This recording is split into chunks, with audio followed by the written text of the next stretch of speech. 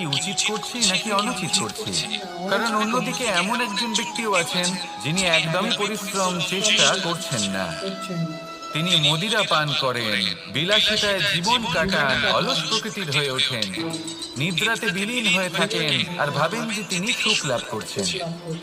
কিন্তু এরকম কেন হয়? কারণ যখন আমরা সৎ পথে থাকি, উচিত পথে চলি, লক্ষ্য প্রাপ্ত করার জন্য চেষ্টা করতে থাকি, তখন আমাদের ভেতরে থাকা নেতিবাচক শক্তি এবং পাপ এই দেহকে ত্যাগ করে দেয়।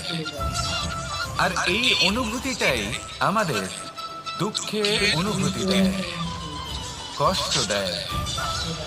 এবার সেখানে যদি আমরা কুপথে চলি, অনুচিত পথে চলতে থাকি, তাহলে আমাদের ভেতরে থাকা পুণ্য এবং ধনাত্মক শক্তি আমাদের দেহ ত্যাগ করে দেয়। আর এই অনুভূতির কারণে আমরা সুখ অনুভব করি।